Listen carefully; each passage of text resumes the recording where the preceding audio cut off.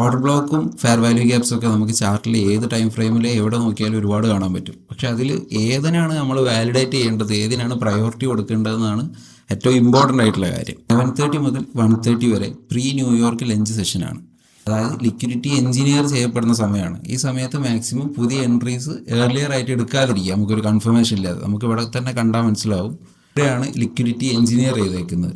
Relatively equal ഹൈസ് 3 ഉണ്ടാക്കിയത് കണ്ടില്ലേ. ഈ റിലേറ്റീവ് ഈക്വൽ ഹൈസിനെ അറ്റാക്ക് ചെയ്തിട്ടാണ് ഈ ഒരു റിയൽ ഓർഡർ ബ്ലോക്ക് ഏരിയ ഉണ്ടാക്കിയത്. പക്ഷേ പ്രൈസിന് ഈ ഒരു ഏരിയയിലോട്ട് തിരിച്ചു വരേണ്ട ആവശ്യമില്ല. ഒരുപാട് പേര് ഈ ഒരു ഓർഡർ ബ്ലോക്കിനെ മിറ്റിഗേറ്റ് ചെയ്യാൻ വേണ്ടി വെയിറ്റ് ചെയ്യും.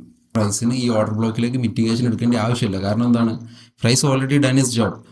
കാരണം ഓൾറെഡി ഇതിൻ്റെ ഹയർ ലെവലിലുള്ള ഏറ്റവും ഇമ്പോർട്ടൻ്റ് ആയിട്ടുള്ള ലിക്വിഡിറ്റി വോയിഡ് അറ്റാക്ക് ചെയ്തു. ലിക്വിഡിറ്റി വോയിഡ് ആണത്. ഒറ്റ ബൈ ഓർഡേഴ്സും ഇല്ലാത്ത കംപ്ലീറ്റ്ലി വൺ ഡയറക്ഷണൽ മൂവ്മെൻറ്റ് തന്നിട്ടുള്ളൊരു ഏരിയ ഉണ്ടില്ലേ, അതിനെയാണ് നമ്മൾ ലിക്വിഡിറ്റി വോയിഡ് എന്ന് പറയുന്നത്. അപ്പം ആ ഏരിയയിൽ എന്തായാലും പ്രൈസ് റിവിസിറ്റ് ചെയ്ത് കഴിഞ്ഞതിന് ശേഷമാണ് പ്രൈസ് എന്ത് ചെയ്യുന്നത്, താഴോട്ട് ഈ ഒരു മൊമെൻറ്റ് വരുന്നത്. പക്ഷേ ഈ ഒരു മൊമെൻറ്റ് തന്ന സമയം ഏതായി പോയി, ലിക്വിഡിറ്റി എഞ്ചിനീയർ ചെയ്യാനുള്ള സമയം. അതായത് ഏതൊരു അണ്ടർലൈയിങ് മൊമെൻറ്റിനെയും പിടിച്ചു നിർത്താനുള്ള കഴിവുള്ള ഒരു സമയമാണ് 11:30 to 1:30 എന്ന് പറയുന്നത്. അതിൻ്റെ ഉള്ളിൽ നല്ലൊരു ലിക്വിഡിറ്റി എഞ്ചിനീയർ ചെയ്ത് കഴിഞ്ഞാൽ നമുക്ക് മാർക്കറ്റിൻ്റെ അണ്ടർലൈൻ ഡയറക്ഷൻ ഏതാണോ ആ ഡയറക്ഷനിലേക്ക് ട്രേഡ് എടുക്കാം.